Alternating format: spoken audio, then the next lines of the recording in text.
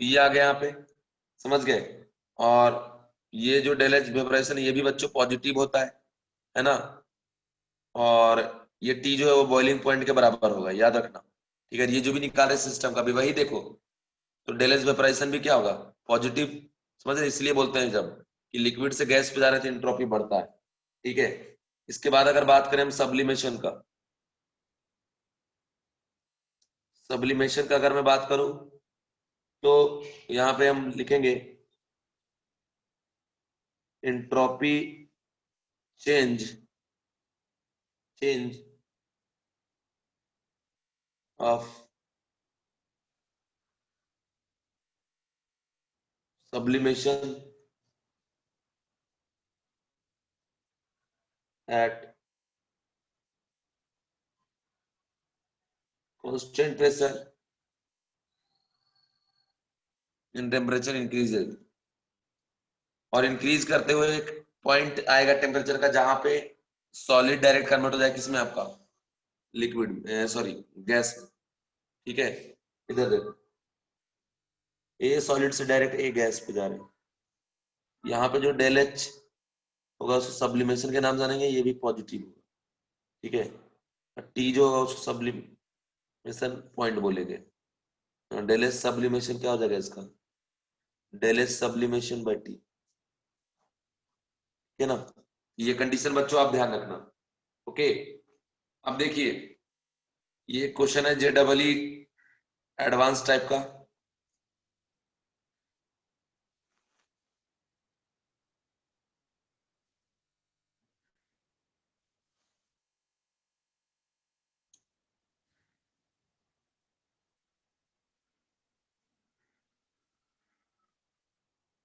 जे advance type का, ठीक है। इसमें है कि डेल एच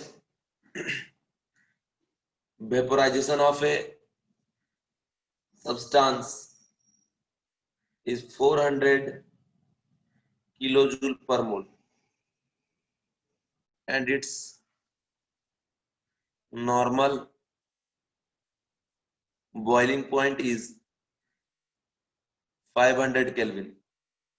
ठीक है, calculate delta S reversible of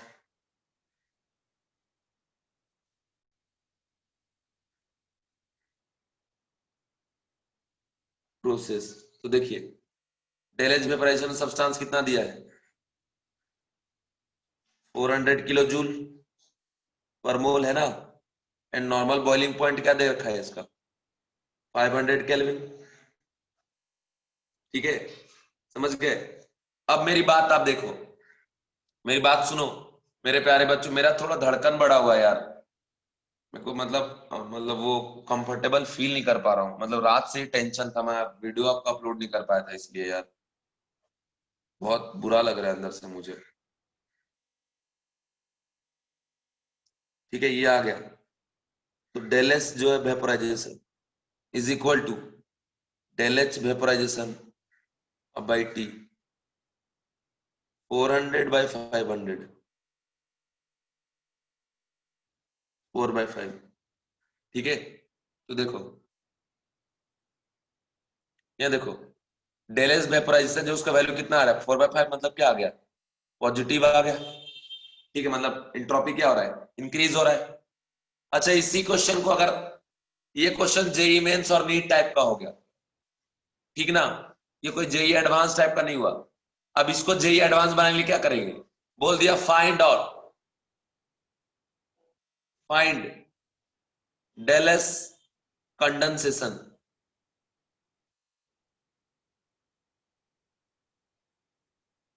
condensation क्या होता है कि मान लो ए लिक्विड से गया एक गैस पे, ये वेपोराइजेशन हो गया। और जब एक गैस से हम लोग जाएंगे ए लिक्विड पे, इसको हम लोग क्या बोलेंगे, कंडेंसेशन बोलेंगे कि नहीं बोलेंगे, बताओ। एक गैस से अगर जाएंगे ए लिक्विड पे, इसको हम क्या बोलेंगे, कंडेंसेशन बोलेंगे। तो बताइए, यहां से यहां जाने में जितना एनर्जी लगेगा, है ना, उतना एनर्जी यहां से यहां जाने में रिलीज भी होगा। ओके, तो मान लो यहां से यहां का जो, डेल्टा एस आया, वही मैग्नीट्यूड यहां भी आएगा, बट यहां पॉजिटिव तो यहां पे क्या निगेटिव, खुद ही समझो ना। लिक्विड से गैस पे गया तो जितना इंट्रोपी इंक्रीज हुआ, गैस से जब लिक्विड पे आएगा, ठीक है, समझ गए क्या? गैस से जब लिक्विड पे आएगा तो इस केस में जो इंट्रोपी वो क्या होगा, डिक्रीज होगा। एक बच्चे का क्वेश्चन आया, जरा वो क्वेश्चन देख लेता हूं। क्वेश्चन है कि सर डेल्टा एस रिवर्सिबल पूछा है ना, तो डेल्टा एस रिवर्सिबल हमेशा तो 0 होता है ना। यहाँ पे बाबू ये जो हम निकाल रहे हैं ना, वो कब निकाल रहे हैं, एक रिएक्शन का निकाल रहे हैं, ठीक है। यहाँ पे सिर्फ हम सिस्टम का बात करें ना, डेल्टा एस रिवर्सिबल 0 कब होता है, जब हम यूनिवर्स का बात करेंगे। ये चीज आप ध्यान रखिए ना, कि डेल्टा एस हम कभी सिस्टम का 0 थोड़ी ना लेते हैं, इक्विलिब्रियम पे लेते हैं क्या, बोलो। किस बच्चे का क्वेश्चन था? एक बच्चे ने क्वेश्चन बोला कि सर इक्विलिब्रियम पे तो डेल्टा एस 0 लेते हैं, तो यार डेल्टा एस 0 लेते हैं, बट किसका लेंगे, यूनिवर्स का लेंगे, ओके, यूनिवर्स का। हाँ तो अब देखिए, खुद देखो यहां से जितना इंक्रीज उतना डिक्रीज हुआ, तो दोनों का डेल्टा एस सेम है, बट ये पॉजिटिव और ये क्या होगा, निगेटिव। तो यहाँ पे ये क्वेश्चन जेई एडवांस टाइप हो गया, सोचने वाला क्वेश्चन हो गया कि delta S condensation is equal to what, -4/5, okay. इस कंडीशन को आप ध्यान रखें, समझ गए मेरे प्यारे बच्चों। तो अब मैं आगे बढ़ता हूँ। मुझे बहुत बुरा फील हो रहा है यार, खास करके ये 3-4 बच्चे मुझे कल भी बोले सर डाउट बता दो, लेकिन मैंने बोला यार वीडियो अपलोड कर दूंगा, मैं अपलोड नहीं कर पाया यार, सॉरी यार। वैसे मैं सॉरी बोलता नहीं हूँ यार, तुम लोगों को पनिशमेंट देना है तो दे दो यार, मैं वो कर लूंगा यार। फिर से एक क्वेश्चन आया, क्या क्वेश्चन है? तो सिस्टम का जो एस वेपर होगा वही रिवर्सिबल का होगा, बिल्कुल बिल्कुल वही। आप खुद ही देखो ना, बिल्कुल वही। लेकिन लिक्विड से गैस जाने पे इंक्रीज हुआ, और जब गैस से लिक्विड जाएगा तो डिक्रीज ना होगा, समझ रहे हो बात? एक स्पॉन्टेनियस हो गया, दूसरा नॉन स्पॉन्टेनियस हो गया, समझ गए? यहाँ पे इंट्रोपी इंक्रीज होगा तो यहाँ इंट्रोपी क्या होगा, डिक्रीज ना होगा। अब खुद ही समझिए ना, कि गैस के मॉलिक्यूल जब लिक्विड बन जाएंगे तो डिग्री ऑफ रैंडमनेस क्या होगा, डिक्रीज हो जाएगा, ठीक है। चलिए, हाँ यार, तो तुम लोगों को पनिशमेंट देना तो मुझे दे दो यार, मैं मतलब बिल्कुल मान लूंगा यार। ठीक है, इधर देखो, यहाँ पे क्या है, अब नेक्स्ट बताने जा रहा हूँ, मिक्सिंग ऑफ आइडियल गैसेस जो कि आपस में नॉन रिएक्टिंग है, उसमें अगर हमको एंट्रोपी चेंज चेक करना है आफ्टर मिक्सिंग, तो कैसे चेक करेंगे ये मैं बताने जा रहा हूँ, इधर ध्यान से देखिएगा, बहुत इंपॉर्टेंट केस है, ओके। देखिएगा, mixing mixing of ideal gas, mixing of two ideal gas which is non-reacting non-reacting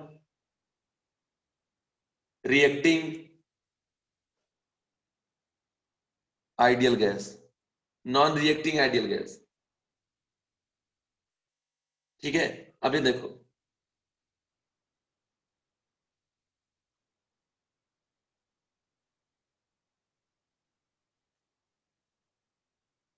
ये है 2 कंटेनर, इस कंटेनर का वॉल्यूम 1, इस कंटेनर का वॉल्यूम 2। यहाँ पे लगा हुआ एक स्टॉप कॉक जो दोनों को सेपरेट करता है, और ये ट्यूब का वॉल्यूम टेंस टू 0, ओके। यहाँ देखो, यहाँ पे O2 भर दिया और यहाँ पे N2 भर दिए। आपको पता होगा O2 और N2 बहुत लो, मतलब बहुत हाई टेम्परेचर पे जाके रिएक्ट करता है, ऐसे नॉर्मली नहीं करता।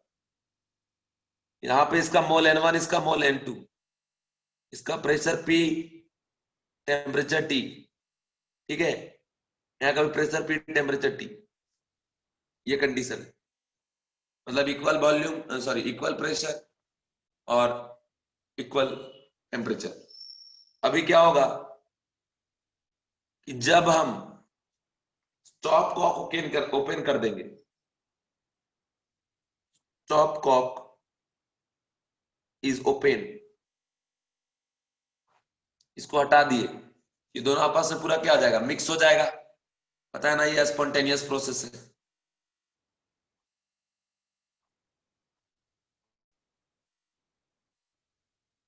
ये देखो, तो यहाँ O2 भी होगा, N2 भी होगा, इधर O2 और N2 भी होगा, दोनों हो गया। ठीक है, समझ गए? तो टेम्परेचर तो अभी भी यहाँ T ही रहेगा फाइनल, यहाँ, और यहाँ भी टेम्परेचर T ही रहेगा, प्रेशर यहाँ भी P, यहाँ भी P ही रहेगा। लेकिन अगर बात करें फाइनल वॉल्यूम ऑफ O2 तो क्या हो जाएगा, V1 प्लस V2, क्योंकि यहाँ भी है O2 और यहाँ भी O2 है।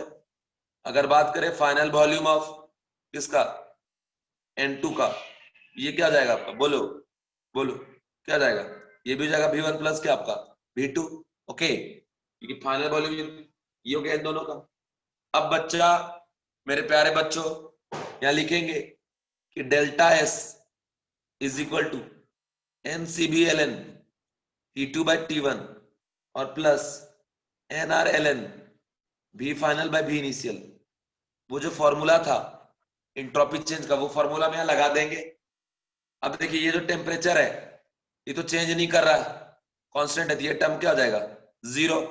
तो सिर्फ हमारे पास ये बच गया, ये बच गया, यहाँ पे आ गया कि delta S is equal to NRln V final by V initial. क्या किसी को प्रॉब्लम है इस स्टेप में? Give me answer please, understand,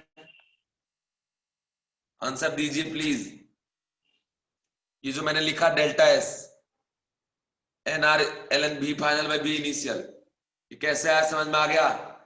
Kashish answer दो बाबू, बाकी सारे बच्चे आंसर दीजिए।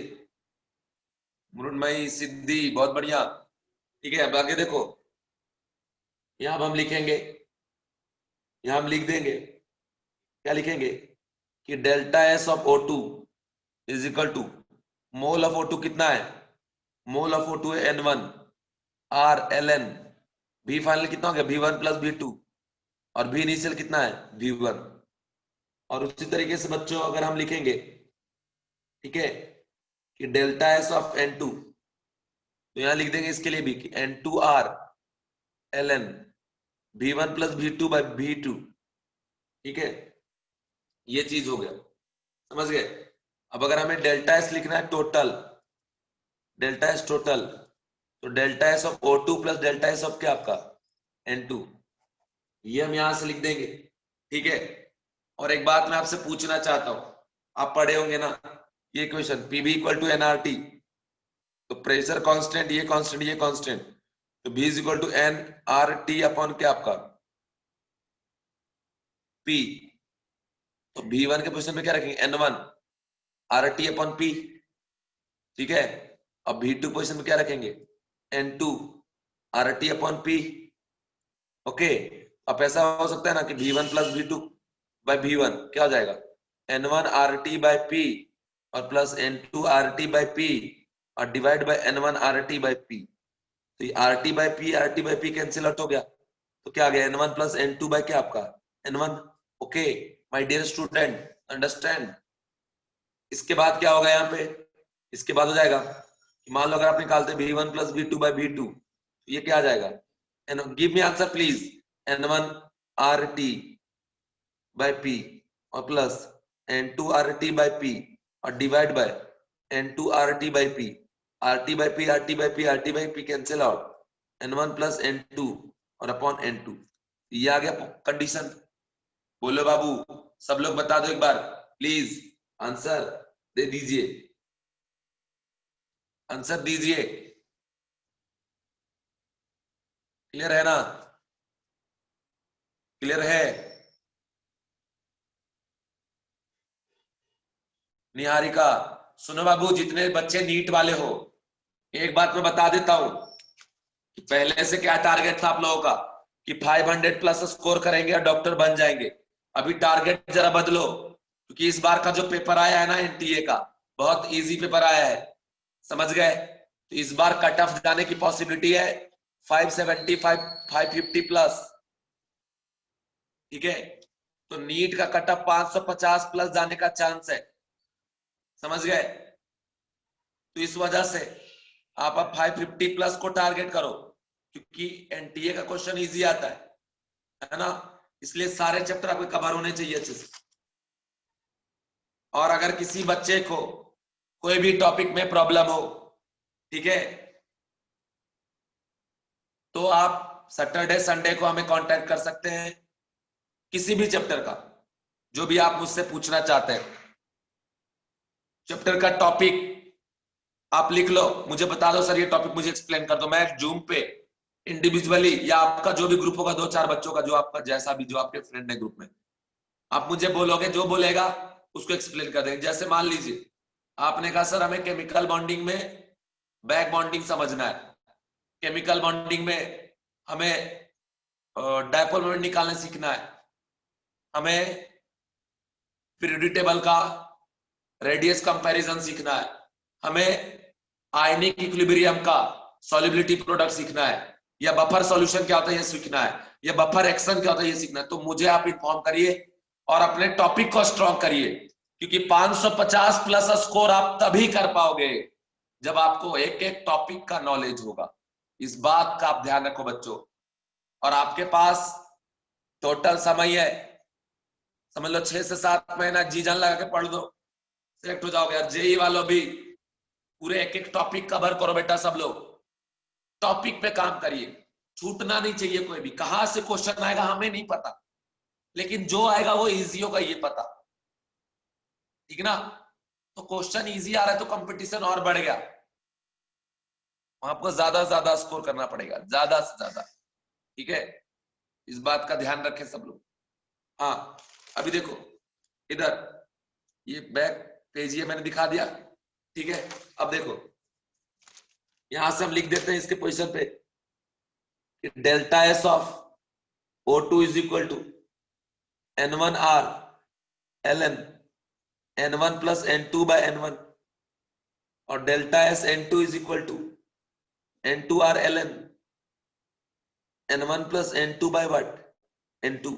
ओके, अब मान लो यहां से माइनस मतलब इसको रिवर्स कर दिए, तुम समझ पा रहे हो ना। Delta S of O2 is equal to ऐसे लिख सकते हैं, minus of N1 R ln N1 by N1 plus N2। देखो ना लॉग का प्रॉपर्टी है, इसको लिखेंगे log A minus log B, minus common लेंगे तो हो जाएगा log B by log B by A, तो लॉग बी बाय माइनस बाहर चला गया था, ऐसे यहां भी हो जाएगा कि del S of N2 is equal to क्या आपका minus of N2R ln N2 by N1 plus क्या आपका N2। और बच्चों आप पढ़े होंगे मोल फ्रैक्शन, मोल का फ्रैक्शन क्या होता है, individual mole by total mole. Okay, individual mole by total mole, इन्होंने mole fraction, fraction which means value less than 1, ठीक है ना, वैल्यू लेस देन 1। और वैल्यू लेस देन 1 का मतलब क्या है, इंडिविजुअल को टोटल से डिवाइड कर दो। यहाँ देखो N1 by N1 plus N2, तो टोटल मोल कितना है बच्चों, N1 प्लस N2 है ना।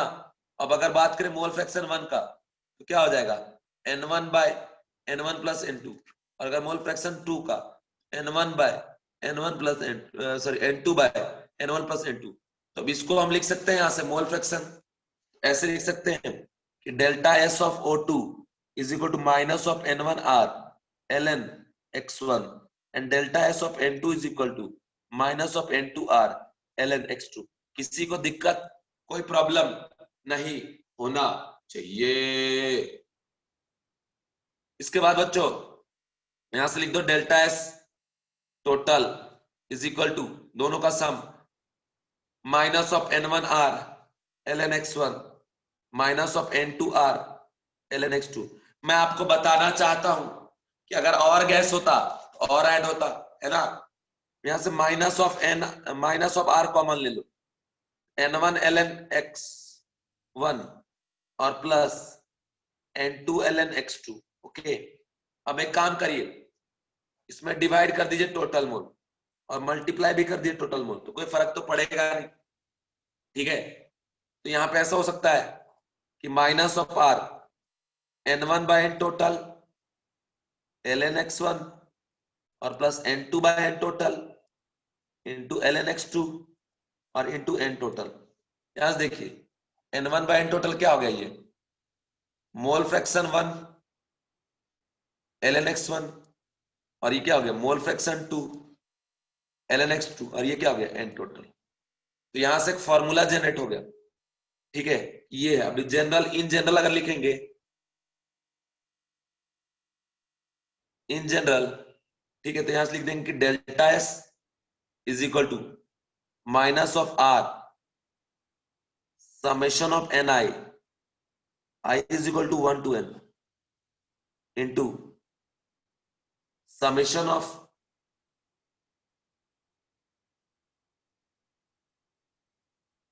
X I ln x I is equal to 1 to n। ठीक है, जितना गैस को मिक्स करोगे उसके हिसाब से ये फॉर्मूला लगा देना। This is general formula. ये फॉर्मूला एक बार JEE एडवांस में आ चुका है प्रॉब्लम। ठीक है, तो ये कंडीशन आप ध्यान रखना। ओके माय डियर स्टूडेंट, समझ में आया? ये कैसे आया, समझ में आया बाबू? Give me answer please. Answer दोगे तो जल्दी से आगे बढ़ेंगे। बहुत कुछ बताना है आज हमको, जल्दी बताओ, जल्दी बताओ। यस सर, हो गया। चलो आगे बढ़ता हूं। मैं आपके लिए जान लगा दूंगा आपके एग्जाम तक, बस आप एफर्ट लगाओ।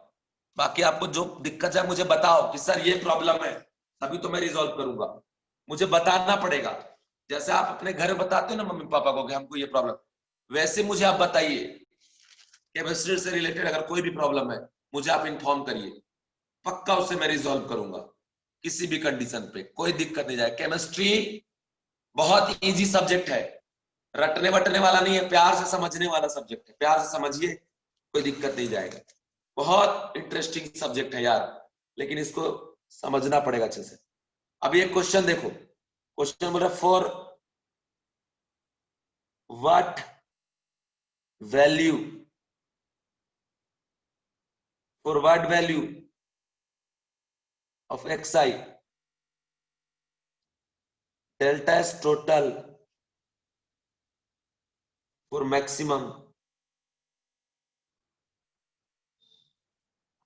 Of two gases. ठीक है, delta S maximum for two gases. ठीक, तो सबसे पहले टू गैसेस का बात कर रहे हैं, तो दो गैस का फॉर्मूला लगाते हैं डेल्टा एस टोटल।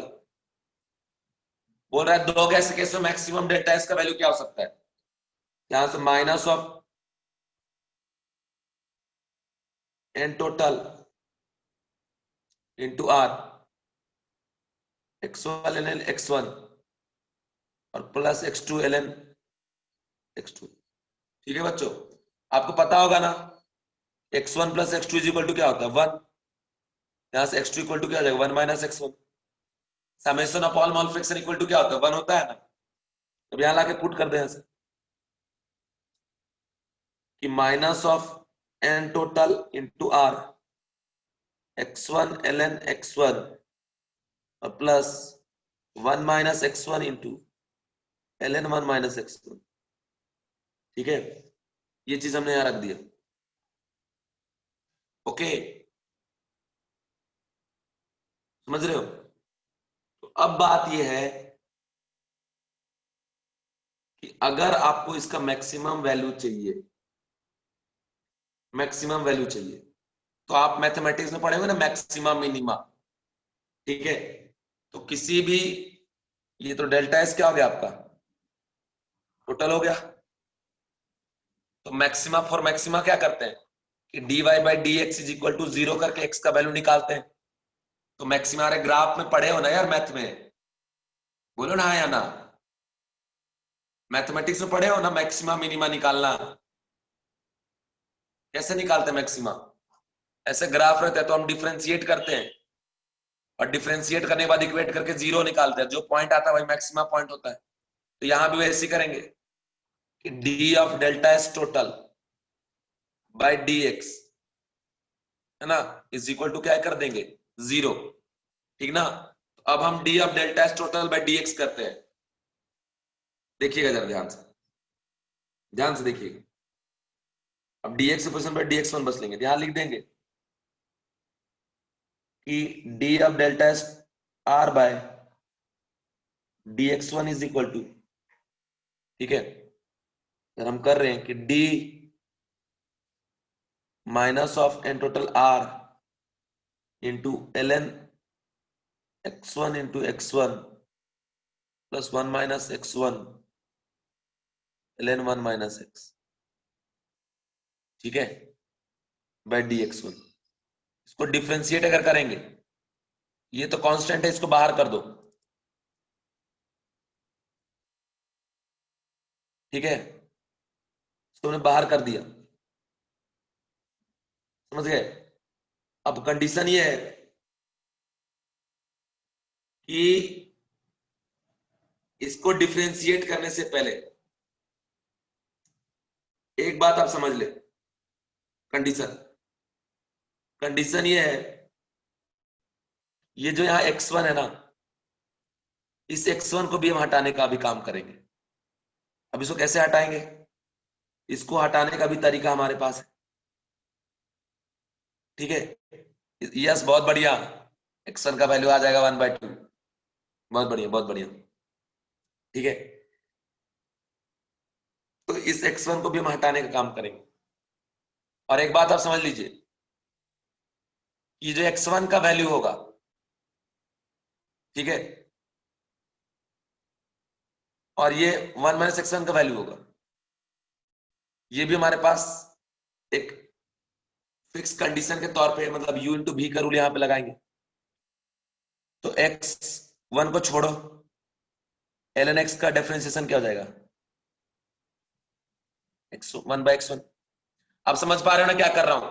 अरे ये तो कांस्टेंट है, इसको बाहर फेंक दिए उठा के, अब ये u इंटू भी यहां लगा दिए, तो x1 को छोड़ दिए तो ln x का डिफरेंशिएशन 1/x, और प्लस ln x को छोड़ दिए, इसका डिफरेंशिएशन 1, ठीक है। अब उसके बाद प्लस 1 माइनस x1 को छोड़ दिए, ये आ जाएगा 1 माइनस x1 और इंटू -1।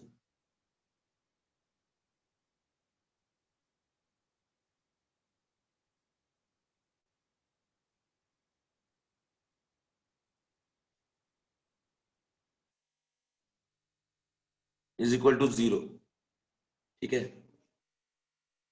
1।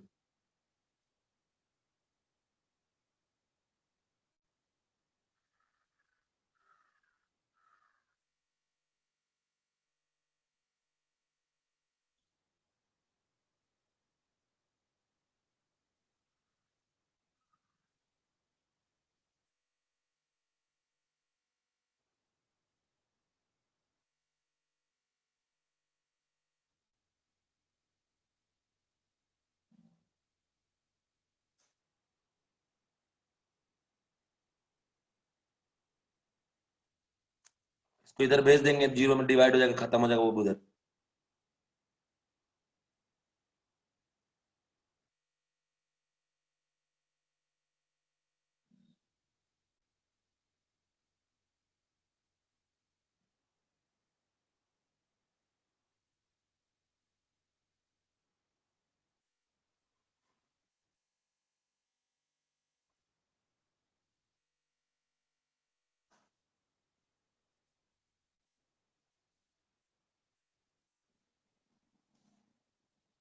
ठीक है, देखो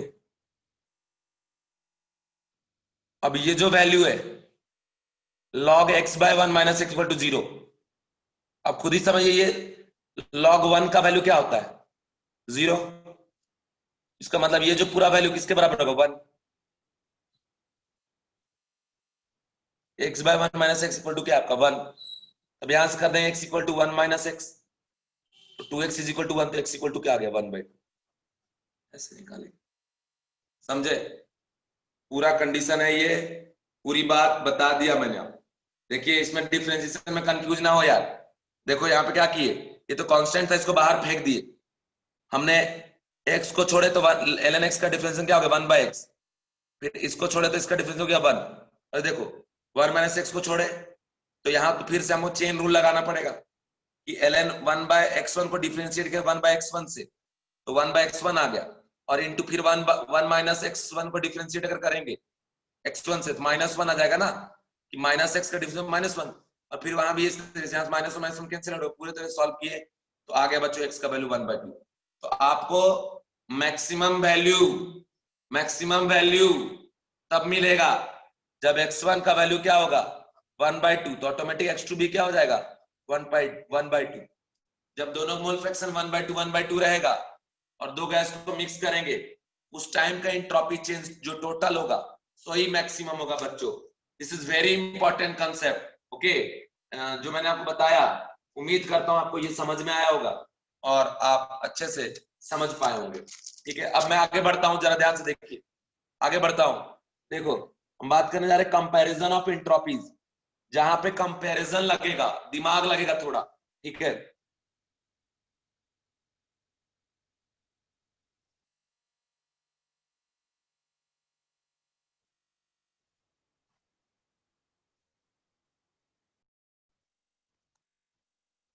देखिए, कंपैरिजन ऑफ एंट्रोपी आपको मैं बताने जा रहा हूं।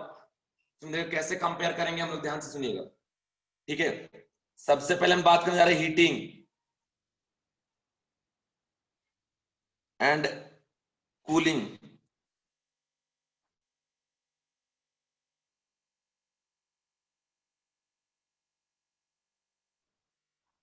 Heating and cooling of any gas. Heat करेंगे या कूल करेंगे तो क्या होगा।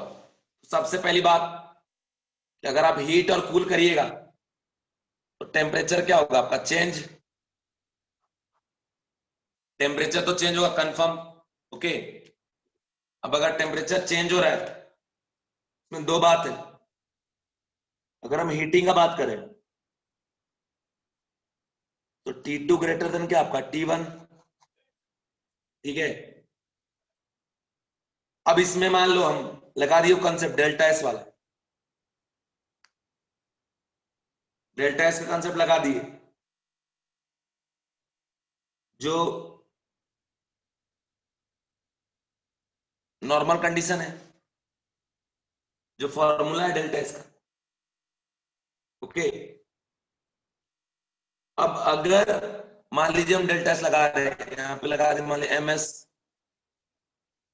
ln T2/T1, क्योंकि एनी टाइप ऑफ गैस का बात कर रहे हैं, आइडियल गैस का बात नहीं कर रहे, कोई भी गैस, ठीक ना। तो देखो, अब T2 ग्रेटर देन T1 है तो लॉग का वैल्यू पॉजिटिव आएगा, तो नेट डेल्टा एस यहां से क्या आ गया ग्रेटर देन 0। इसलिए हम लोग क्या बोलते हैं एंट्रोपी इंक्रीजेस। एंट्रोपी इंक्रीजेस तभी तो डेल्टा एस ग्रेटर देन 0 आ रहा है, आता ही नहीं। अब एक बात और सुन लें आप, कि एंट्रोपी इंक्रीज होने की एक और पॉसिबिलिटी आप डायरेक्ट बता सकते हैं। खुद ही सोचिए कि मान लो ये गैस है, हीट करेंगे तो पार्टिकल ऑफ गैसेस और दूर दूर जाएगा ना, तो डिग्री ऑफ रैंडमनेस और क्या होगा इंक्रीज होगा, तो एंट्रोपी क्या होगा बढ़ेगा।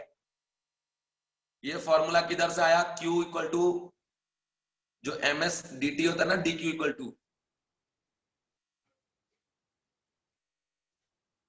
ये एक फॉर्मूला होता है Q हीट निकालने का मेथड। और डेल्टा एस क्या होता है आपका MS dt/T। इंटीग्रेट करेंगे MS बाहर चला जाएगा तो आ जाएगा ln T, फिर T1 से T2 पुट करेंगे आ जाएगा MS ln T2/T1। समझे, समझे बाबू।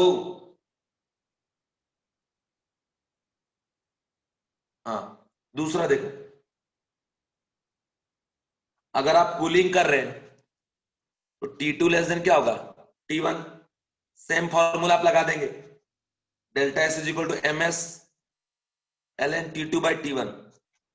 और आपको पता है ना log 1 से लेस वैल्यू अगर आप लेंगे तो निगेटिव देगा ये आउटपुट। इसका जो डेल्टा एस वो क्या हो जाएगा लेस देन 0, मतलब एंट्रोपी क्या हो रहा है आपका डिक्रीजेस।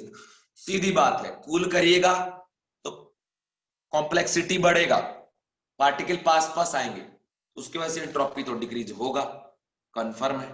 ठीक, ये बात याद रखें। दूसरी बात है for ideal gas,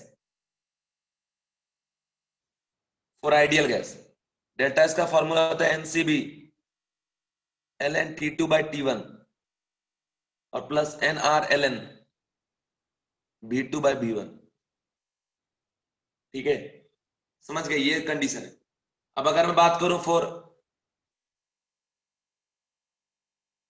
thermal expansion का, आप बहुत आसानी से निकाल लेंगे, कोई टेंशन तो है नहीं इसमें, ऑलरेडी आपको पढ़ा चुका हूं।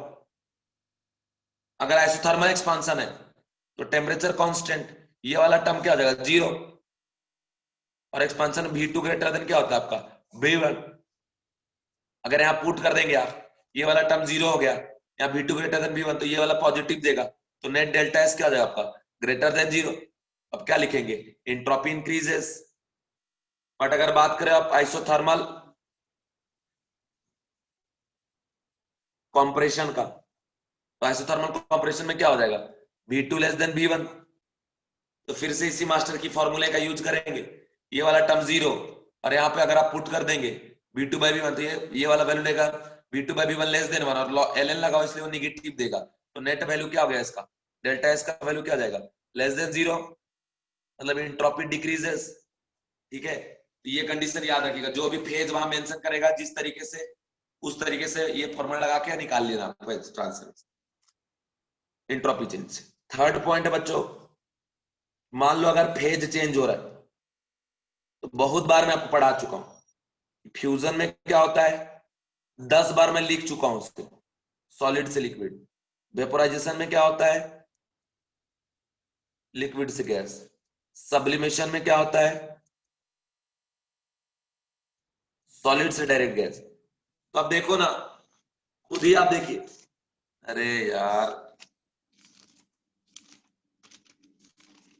हाँ खुद ही आप देखिए कि सॉलिड से जब लिक्विड पे जाएगा तो एंट्रोपी इंक्रीज होगा, यहां भी इंक्रीज, हर जगह आपका एंट्रोपी इंक्रीजेस। ठीक, प्रैक्टिकली आप देखिए, बात मैं आपको समझा दूं आखिर ऐसा क्यों होता है। मान लीजिए सॉलिड स्टेट आप पढ़े होंगे, तो कैसा होता है, कंस्टिट्यूएंट पार्टिकल प्रॉपर ऑर्डर्ड वे में अरेंज्ड रहता है इस तरीके से। ये क्या हो गया आपका सॉलिड, अपने पोजीशन पे ज्यादा वाइब्रेट नहीं करता, ये फिक्स होता है पोजीशन। ठीक है, समझ गए, टाइटली पैक्ड होता है, कॉम्प्लेक्स होता है। ठीक है, इसके बाद अगर बात करें हम लिक्विड का, थोड़े दूर दूर होते हैं।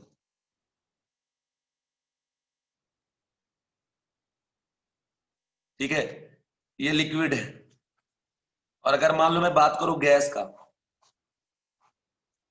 अगर मैं बात करूं मान लो गैस का, फिर तो कहो मत, बहुत दूर दूर हर जगह होगा। ठीक है, ये क्या हो गया आपका गैस। तो बताइए सबसे ज्यादा बेकार घटिया डिसऑर्डरनेस किसका है, गैस का। सबसे कॉम्प्लेक्सिटी किसका है, सॉलिड का।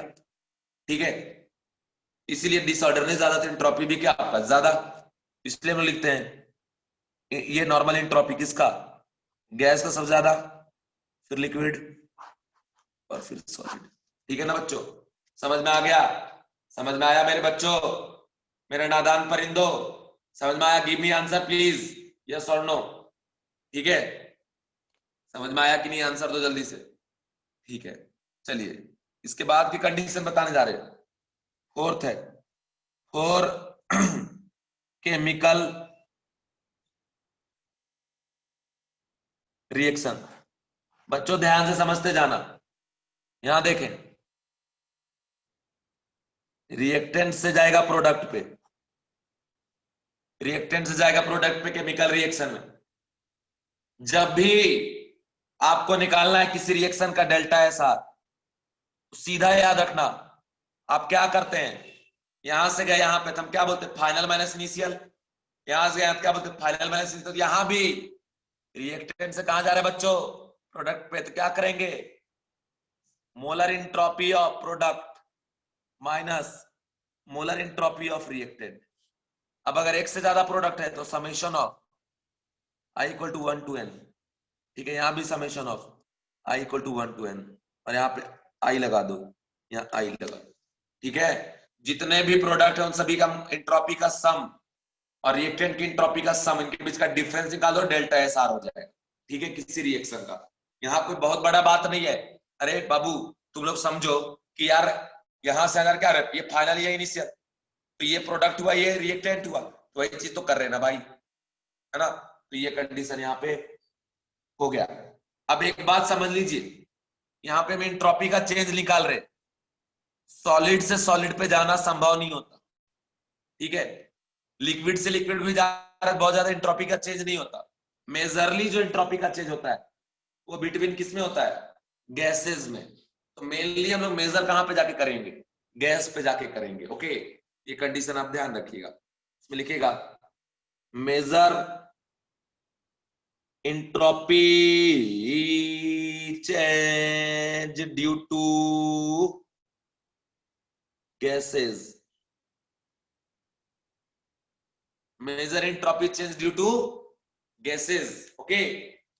अब इसमें फर्स्ट बात सुन लो, if delta N G greater than zero, entropy तो इंक्रीज होगा। कैसे? अब delta N G greater than zero कैसे होगा, मतलब summation of stoichiometric coefficient of product which exists in gas phase minus summation of stoichiometric coefficient of reactant which exists in gas phase। अगर greater than zero आ रहा है इसका मतलब product side number of gases का value क्या हो, बढ़ा। और गैस बढ़ेगा तो इंट्रोपी भी बढ़ेगा कि नहीं बढ़ेगा, बढ़ेगा ना, बढ़ रहा है इंट्रोपी, इंट्रोपी इंक्रीज हो गया, ठीक। तो डेल्टा एन जी क्या होगा, ग्रेटर देन जीरो। दूसरी बात देखें, if delta N G less than zero अगर आ रहा है तो इसका बाबू इंट्रोपी डिक्रीज होगा कि नहीं होगा, होगा, है ना। और जब इंट्रोपी बढ़ेगा तो डेल्टा एस क्या होगा, ग्रेटर देन जीरो। और जब डिक्रीज होगा क्या होगा, delta S less than zero, ठीक है। समझ गए? तो ये बातें ध्यान रखना कि जब भी आपको इंट्रोपी कंपेयर करना हो कि greater than zero less than, तो डेल्टा एन जी निकाल लो। डेल्टा एन जी अगर ग्रेटर देन जीरो आ रहा है तो उसका delta S greater than zero होगा, और अगर लेस देन जीरो आ रहा है तो लेस देन जीरो होगा। तीसरा केस इसमें बच्चा, रे बुड़बक, डेल्टा एनजी निकालने नहीं आता है क्या, बताते हैं देख। डेल्टा एनजी क्या होता है, stoichiometric coefficient of product gas, gas ये होता है, ठीक है। ये निकाल के देख लेना। Third condition, if delta NG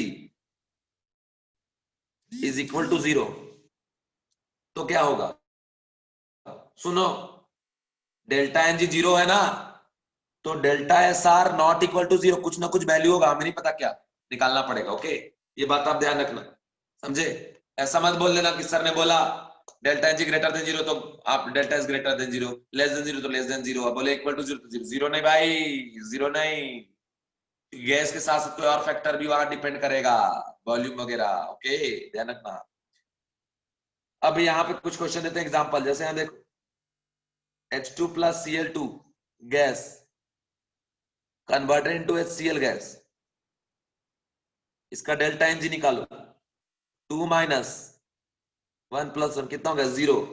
तो भैया यहाँ भी डेल्टा एस जो है वो नॉट इक्वल टू जीरो होगा, ये बात याद रखना। जीरो मत बता देना, मुझे नहीं पता क्या होगा, वो कुछ कंडीशन देगा उसके हिसाब से निकालना पड़ेगा। H2S अगर दे रखा है आपको gas which dissociate into H2 gas plus S gas, नहीं ऐसा, सॉलिड है, सल्फर सॉलिड, ठीक। अब यहाँ डेल्टा एन जी अगर आप निकालेंगे, ये तो सॉलिड हो गया, ये गैस है, देखो 1 और ये कितना है 1, क्या हो गया जीरो। तो डेल्टा एन जी जीरो तो हो गया, लेकिन इसका delta S R not equal to zero, कुछ ना कुछ होगा, ठीक ना, ये बात ध्यान रखना, ठीक है बच्चों। इसके बाद रिएक्शन में आप जाते हैं, एक और बात, एक और बात, नाम है प्रेसिपिटेशन रिएक्शन।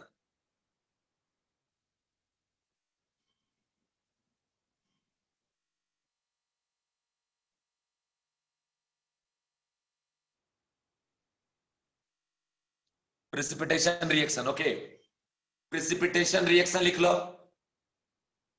अब इसमें क्या होता है मैं आपको बताता हूं, प्रेसिपिटेट बनता है, ठीक है। अब प्रेसिपिटेट बनने का मतलब आपको पता होगा ना कि प्रेसिपिटेट बनने का मतलब क्या होता है, बताओ।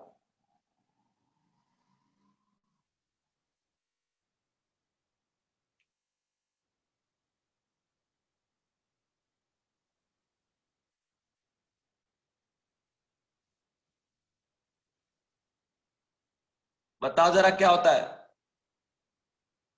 कोई जवाब नहीं दे रहे हो?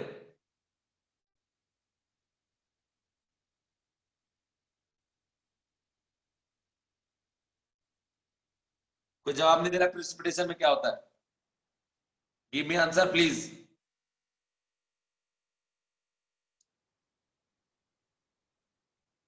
प्रेसिपिटेशन रिएक्शन में क्या होता है? देखो जैसे कि मान लो हमने NaCl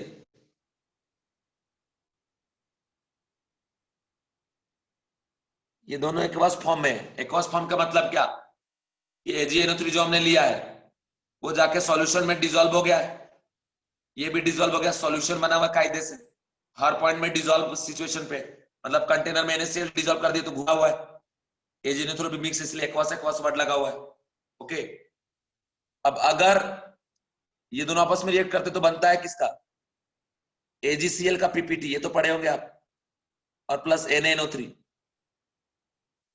PPT बोलने का मतलब क्या है ना, पहले ये सॉल्यूशन में दोनों मिक्स था हर जगह, लेकिन जैसे NaCl के साथ AgNO3 आया नीचे जाके ये बैठ जाता है। कौन? AgNO3। तो देखिए अगर चुपचाप कहीं से जाके बैठ जाएगा तो रैंडम मोशन डिक्रीज हुआ कि नहीं हुआ? बोलो, डिक्रीज हुआ ना। और AgCl जो भी होता है वो सॉलिड होता है, प्रेसिपिटेट जो बनता है। ठीक, सीधी बात आप क्या कहेंगे? Sir entropy decreases. तो जब भी प्रेसिपिटेशन रिएक्शन हो तो आप बोलिएगा delta is less than 0। Okay, ये बात आप समझ लें। मैं फिर रिपीट कर रहा हूं, जैसे NaCl एक्वस का मतलब क्या है? NaCl का सॉल्यूशन मतलब हर पॉइंट में Na प्लस हर पॉइंट पे Cl माइनस प्रेजेंट है। अब हम यहां से ड्रॉप वाइज AgNO3 ऐड करना चालू किए तो AgNO3 का जो Ag प्लस होता है ना वो Cl माइनस को होल्ड करके AgNO3 का प्रेसिपिटेट, सॉरी AgCl का प्रेसिपिटेट बना लेता है। ठीक है, AgCl का यहाँ पे प्रेसिपिटेट बन, ये जो AgCl का प्रेसिपिटेट बन गया, इसका नेचर कैसा है आपका? सॉलिड है। ओके, अगर ये सॉलिड स्टेट पे है तो सीधा बात, कोई एक्वस से जा रहा है सॉलिड पे तो मतलब उसका जो इंट्रोपी है वो क्या हुआ? डिक्रीज हुआ। और अगर इंट्रोपी डिक्रीज हो तो डेल्टा एस क्या हो जाएगा इसका? Less than 0। तो इस तरीके से बच्चों ध्यान रखना, समझ में आया? ठीक है, इसके बाद नेक्स्ट कंपैरिजन है 5th नंबर का कि फोर सब्सटेंस। फर्स्ट है नंबर ऑफ मोल से चेक करो, अगर नंबर ऑफ मोल ज्यादा है तो उसका इंट्रोपी भी ज्यादा होगा। जैसे 2 मोल H2 है और 1 मोल Cl2 है, बोला बताओ किसका इंट्रोपी ज्यादा? तो सीधा बता दिए 2 मोल का ज्यादा। पहले तो मैंने इंट्रोपी पढ़ाया आपको, आज मैं जो बता रहा हूं केमिस्ट्री में यूजेस उसका बता रहा हूं, है ना। अगर बोला 1 मोल H2 है और हाफ मोल Cl2 है या हाफ मोल O2 है, बता किसका ज्यादा? तो सीधा H2 का ज्यादा। कुछ भी मत देखो, जिसका मोल ज्यादा उसमें नंबर ऑफ पार्टिकल ज्यादा, जिसमें पार्टिकल का नंबर ज्यादा होगा डिसऑर्डरनेस क्या होगा? मारपीट मॉलिक्यूल के बीच में धक्का मुक्की ज्यादा होगा, जहां धक्का मुक्की हुआ वहीं पे एंट्रोपी इंक्रीज हुआ। ठीक है, ये कंडीशन मैंने बता दिया। दूसरी कंडीशन है if number of moles are same, if number of moles are same, ठीक है, देन याद रखना बच्चों, देन मेजर कॉम्प्लेक्सिटी। ठीक है,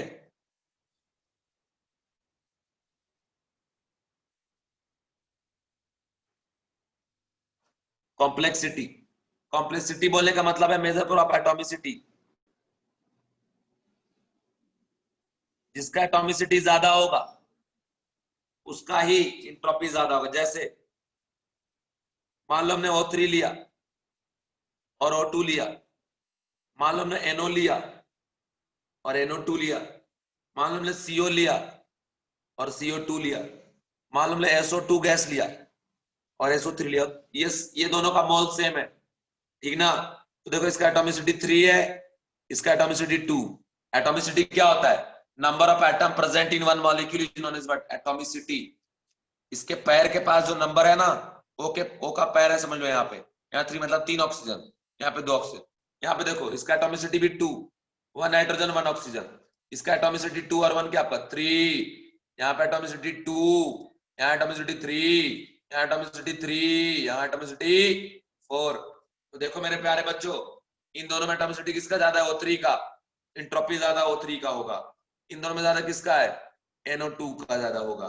इन दोनों में ज्यादा किसका है, CO2 का ज्यादा होगा। इन दोनों में ज्यादा किसका है, SO3 का एटॉमिसिटी, इसलिए एंट्रोपी भी ज्यादा किसका लेके चलेंगे, SO3 का लेके चलेंगे बच्चों। इसके बाद एक और कंडीशन है कि भैया मान लीजिए कि एटॉमिसिटी भी सेम हो गया, मोल भी सेम हो गया, तब क्या करेंगे भाई, तो तब करना है कि मोलर मास आप चेक करो, जिसका मोलर मास ज्यादा होगा उसी का एंट्रोपी हम लेके चलेंगे ज्यादा, है ना। यह ध्यान से लिखिएगा। कंडीशन थर्ड लिखिएगा, if number of moles of number of mole and atomicity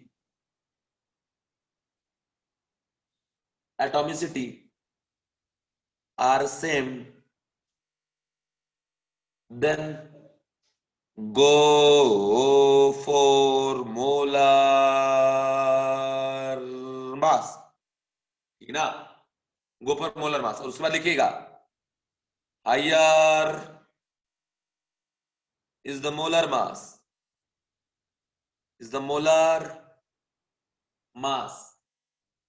greater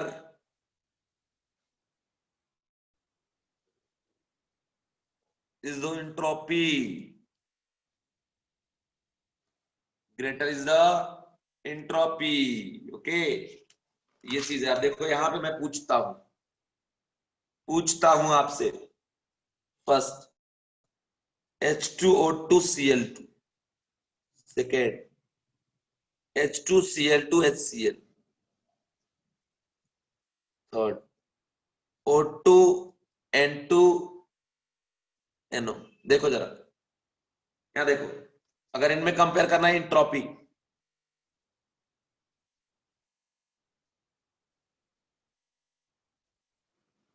ठीक है, इधर देखो, ये तीनों का मोल सेम दिया है, इसका एटॉमिसिटी 2, इसका भी 2, इसका भी 2, क्योंकि दो एटम प्रेजेंट है कि नहीं है, बोलो हाँ कि ना, है ना। मोलर मास निकालो, इसका 2 ग्राम, इसका 32 ग्राम, और इसका बच्चों 71 ग्राम। तो जिसका मोलर मास ज्यादा उसका एंट्रोपी भी क्या होगा, ज्यादा, ठीक है। यहां देखो एटॉमिसिटी 2, यहाँ पे एटॉमिसिटी 2, इसका मोलर मास 2 ग्राम, इसका 71 और ये 36.5। तो भैया सबसे ज्यादा किसका होगा, Cl2 का, फिर HCl का, और फिर H2 का। बात समझ में आया कि नहीं आया, आंसर दीजिए please, give me answer please. Third में आ जाइए, O2 N2 और NO में आ जाइए। यहाँ देखो इसका एटॉमिसिटी 2, इसका भी 2 और इसका भी 2, atomicity the total number of atom, सभी का मोल सेम है। मोलर मास देखिए, इसका 32 ग्राम, इसका 28 ग्राम, और ये हो जाएगा 16, 14, 30 ग्राम। तो सबसे ज्यादा किसका हो जाएगा बच्चों, O2 का, सेकेंड में NO का, और थर्ड में N2 का। समझ में आया क्या बात। इस तरीके से हम कंपेयर करेंगे एंट्रोपी। माय डियर स्टूडेंट, हम समझ पा रहे हैं कि आप समझ पा रहे हो, उम्मीद करता हूं आप समझ पा रहे होंगे, और ऊपर वाले से दुआ करता हूं कि आप समझते समझते ऐसे ही नीट भी क्रैक कर लें, जेई भी क्रैक कर लें, और बहुत बढ़िया कॉलेज में जाए, बहुत बड़ा डॉक्टर, बहुत बड़ा इंजीनियर आप बने, ठीक है। और वो बनेंगे आप, जरूर मेहनत करेंगे तो। अब देखिए हम लास्ट जा रहे कंपैरिजन ऑफ सॉलिड पे। सुनो बच्चों, सॉलिड दो टाइप का पढ़े होंगे, अमरफस और क्रिस्टलाइन, ठीक है। अमरफस सॉलिड और क्रिस्टलाइन सॉलिड पढ़े हो कि नहीं पढ़े हो। इसमें आप पढ़े होंगे amorphous solid short range order, crystalline solid long range order, ठीक है। अमरफस सॉलिड और क्रिस्टलाइन सॉलिड में डिटेल हमने किसके बारे में पढ़े थे, क्रिस्टलाइन सॉलिड, ठीक है, क्योंकि ये ज्यादा कॉम्पैक्ट होता है, ज्यादा बढ़िया होता है, समझे। ये ज्यादा बढ़िया नहीं होता, समझ गए, ज्यादा कॉम्प्लेक्सिटी नहीं होता, समझ रहे। और ये ज्यादा कॉम्प्लेक्स होता है, यहाँ फोर्स ऑफ अट्रैक्शन बहुत बढ़िया होता है, तो आप समझो कि सॉलिड में भी बेस्ट सॉलिड कौन सा है, क्रिस्टलाइन है। तो जो बेस्ट सॉलिड है मतलब वहां पे डिग्री ऑफ रैंडमनेस एकदम क्या हुआ, कम। और जो बढ़िया सॉलिड नहीं बच्चा, डिग्री ऑफ रैंडमनेस क्या होगा, ज्यादा। जैसे बात करिए NaCl क्रिस्टल का, क्रिस्टलाइन सॉलिड हो गया। अगर बात करें हमारे फर्स्ट सॉलिड का, जैसे रबर, प्लास्टिक, वो सब क्या है, हमारे फर्स्ट सॉलिड है ना। तो वहां देखो उसके पार्टिकल एकदम फिक्स नहीं है, उसमें हिलना डुलना चलता रहता है ना। अब खुद समझिए, मान लीजिए हम पूछे आपसे, कहाँ गया यार एग्जाम्पल, एक मिनट रुक जा।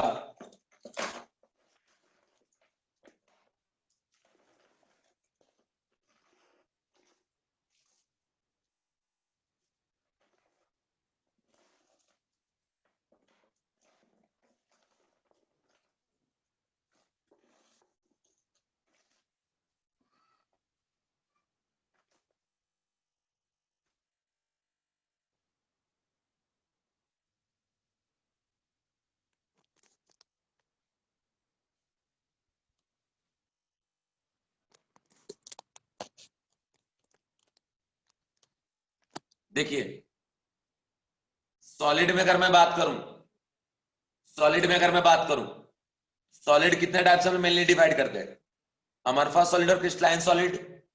और सॉलिड स्टेट चैप्टर में आपने पढ़ा होगा कि क्रिस्टलाइन सॉलिड जो होता है वो रियल एकदम सॉलिड है, इसमें कंस्टिट्यूएंट पार्टिकल बहुत कॉम्प्लेक्स होते हैं, कॉम्पैक्ट होते हैं, लॉन्ग रेंज ऑर्डर का होता है, और ये शॉर्ट रेंज ऑर्डर का होता है ना। यहाँ पे एक पर्टिकुलर रिपीटेशन का पैटर्न होता है, बहुत डिटेल में हमने इसके बारे में पढ़ा। और यही एक एकदम समझ लो ट्रू सॉलिड है। ये इसमें क्या होता है, हमारे पास सॉलिड शॉर्ट रेंज ऑर्डर, ठीक है ना। और यहाँ पे एक पर्टिकुलर रिपीटेशन का पैटर्न नहीं होता। इसमें आया था रबर, प्लास्टिक, है ना, इसमें NaCl क्रिस्टल और डिफरेंट डिफरेंट मेनली सॉलिड हम लोग यही पढ़े थे। अब मैं पूछता हूं, ठीक है, कि ये देखो ये भी सॉलिड है, ये भी सॉलिड है, अभी इसको ऐसे ऐसे कर रहे हैं, तो कुछ हुआ क्या, कुछ नहीं हो रहा है, उल्टा मेरे फिंगर में गड्ढा हो गया देखो। और इसको ऐसे करेंगे तो देखो हो रहा है ना।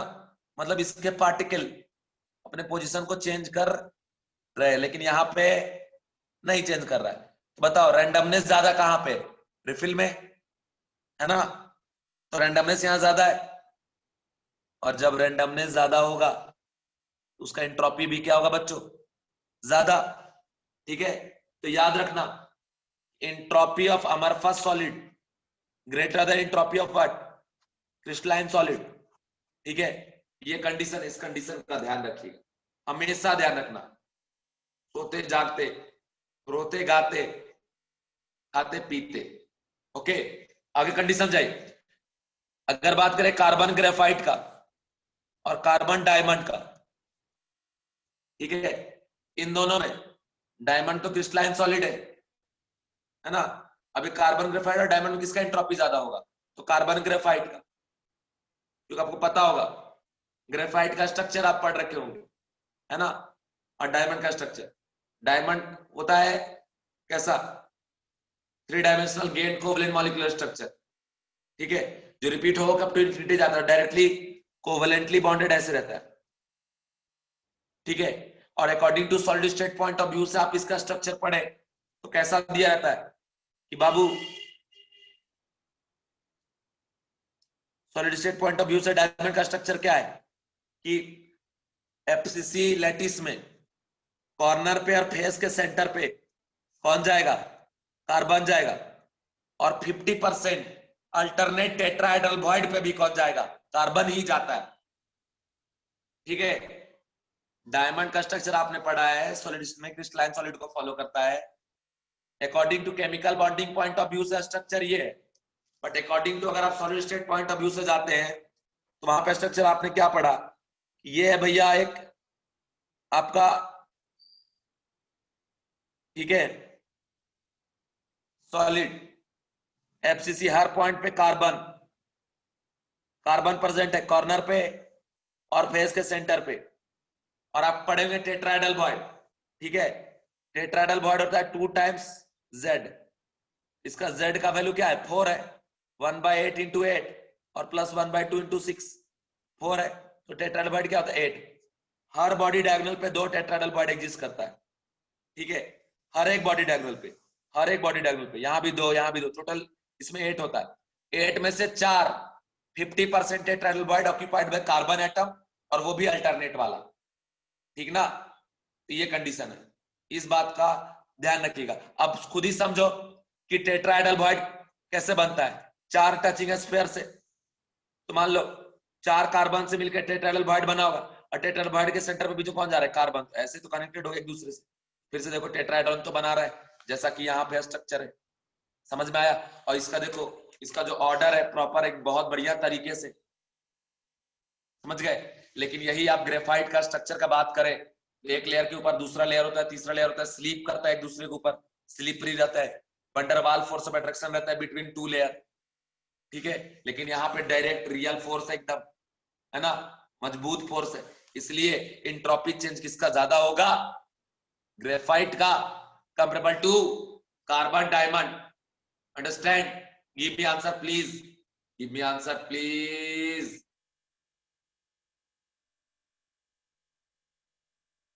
आंसर दे दो, नहीं तो हम समझेंगे तुम लोग मुझसे गुस्सा हो, मुझसे गुस्सा हो बाबू। बताओ, इतना मेहनत से पढ़ा रहे फिर भी गुस्सा हो मुझसे तुम लोग। अगर गुस्से में नहीं हो तो आंसर दो फिर।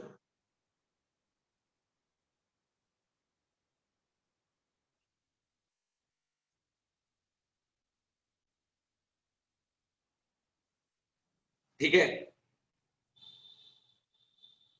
अब देखें, एक दे रहे क्वेश्चन, एक दे रहा question, compare entropy,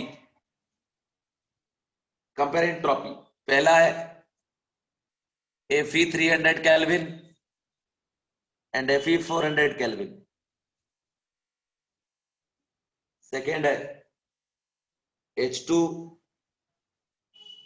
2 ATM 5 ATM। Third है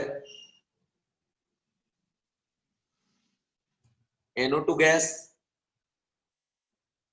N2O गैस।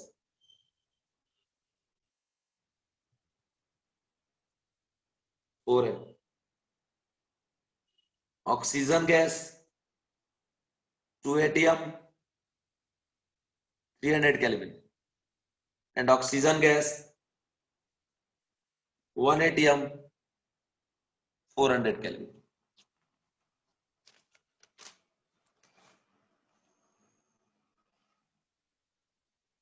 इसके बाद लास्ट है N2 गैस 5 ATM 400 केल्विन, ठीक है, and N2 gas 1 ATM 200 kelvin, है ना। तो ये आ गया मेरे प्यारे बच्चों, मेरे नादान परिंदों।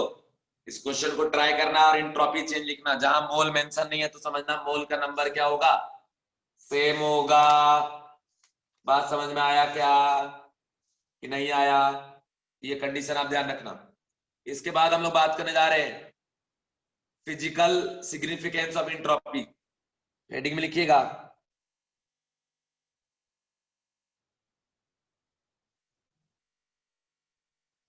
सिग्निफिकेंस ऑफ एंट्रोपी, ठीक है। Physical significance of entropy, entropy का रियल मीनिंग क्या है, इसके बारे में बात करने जा रहे हैं, ठीक है। ये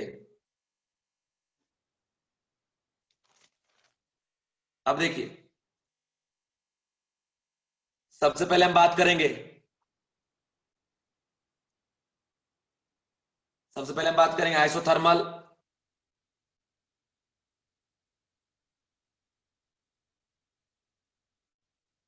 isothermal expansion of ideal gas.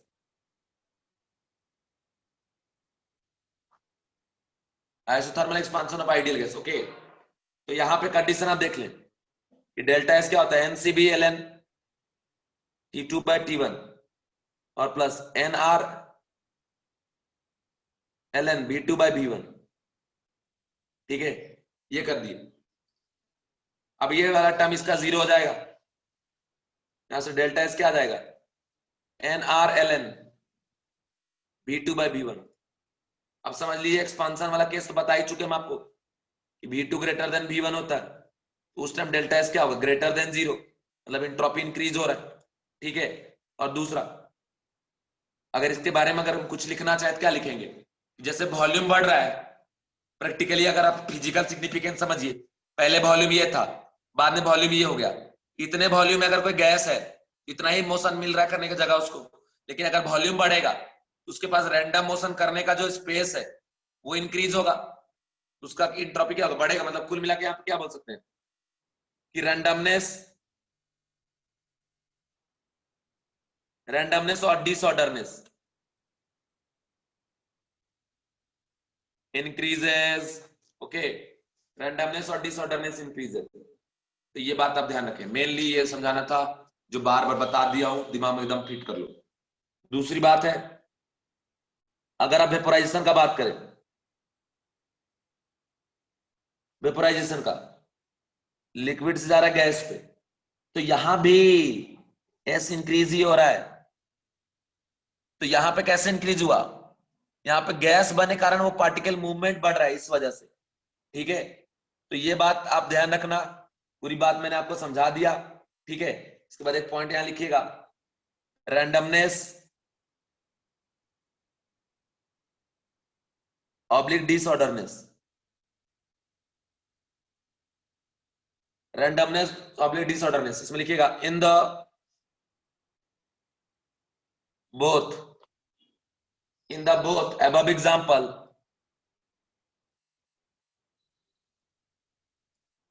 in the both above example, randomness oblique disorderness is increases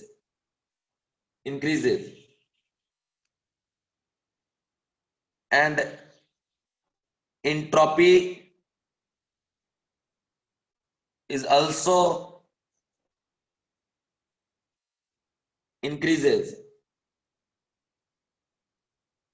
so we can say that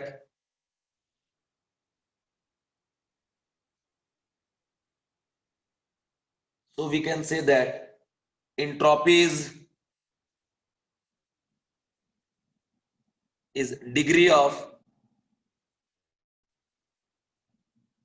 disorderness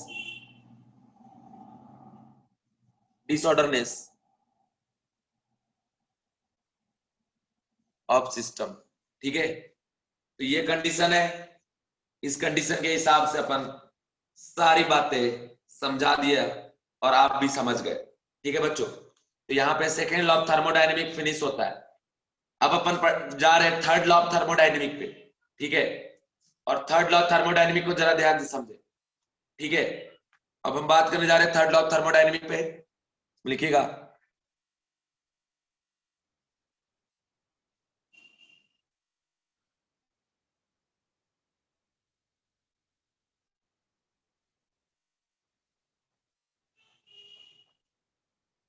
third law of thermodynamics, TLOT, ट्लॉट। एक आया फ्लॉट, दूसरा स्लॉट और तीसरा ट्लॉट। ठीक है, थर्ड लॉ थर्मोडायनेमिक क्या कहता, सुनो। बोला बेटा, ऐसा बोला बेटा, डेल्टा यू निकाले ना, बोले हाँ। बोला डेल्टा एच निकाले ना, बोले हाँ। बोला डेल्टा एस निकाले ना, बोले हाँ निकाले। बोला तीनों में डिफरेंस क्या है बताओ तो जरा। हम बोले नहीं पता। मतलब अभी नहीं, मतलब पिछले जन्म में जब हम साइंटिस्ट थे, आज से